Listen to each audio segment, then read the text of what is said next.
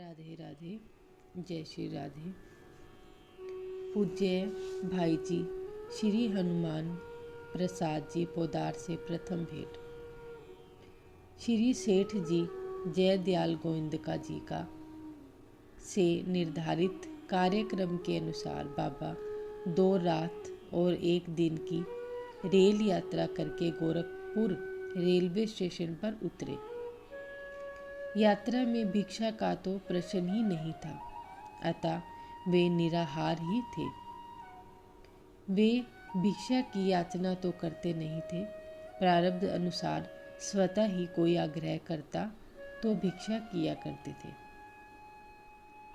आहार के अभाव में उनके शरीर में पर्याप्त शिथिलता थी।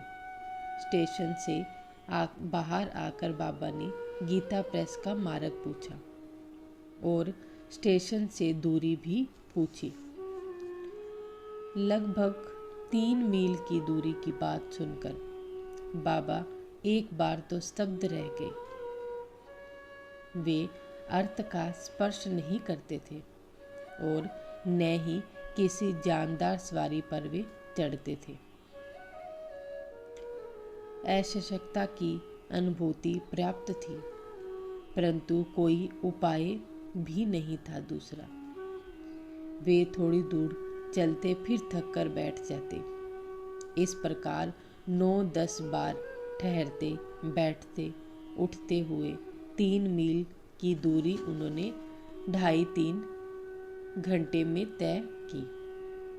पंडित श्री लादू राम जी शर्मा उन्हें गीता प्रेस के द्वार पर मिले। उनसे श्री सेठ जी गोविंदका जी के बारे में पूछा, पर पता चला कि वे अभी तक आए नहीं हैं। संभव है 1-2 दिवस में आवे। उन्होंने शर्मा जी से हनुमान प्रसाद जी पोदार के बारे में पूछ लिया। उनकी स्मृति सहसा ही उनकी ओर हो गई। श्री शर्मा जी ने कहा, वे है तो सही, परंतु वे रहते हैं गीता वाटिका में, जो यहाँ से लगभग 3 मील दूर है।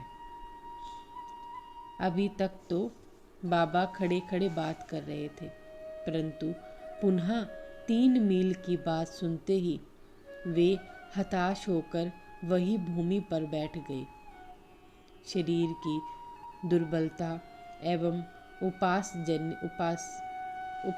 जनित असशक्तता के कारण 3 मील पुनः चलना उन्हें असंभव लग रहा था, परंतु भगवद इच्छा से श्री लादू राम जी के मन में सद्भावना का उदय हो गया।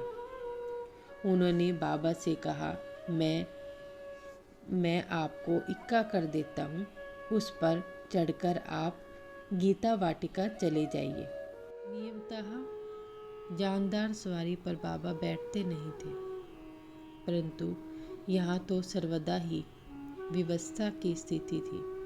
इक्के का भाड़ा श्री शर्मा जी ने दे दिया था। इक्का गीता वाटिका आया, प्रवेश द्वार पर बाबा उतर पड़े। उस समय गीता वाटिका लघु वनस्थल ही था। बिजली का प्रकाश था नहीं। रात के समय एकमात्र लालटेन के प्रकाश से काम चलाया जाता था। चारों ओर आम और अमरूद के बड़े बड़े बाग एवं खेत थे। क्षेत्र इतना निर्जन था कि लोग दिन में आते ही डरते थे। गीता वाटिका अपने आप में ही एक ऋषि उपवन था।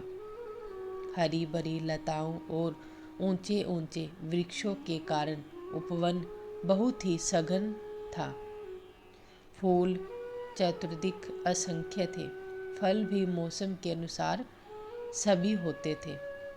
इस ऋषि उपवन में इन्हें गिने कतिपय सहयोगियों के साथ श्री पोदार जी कल्याण पत्रिका का कार्य संपादक किया करते थे।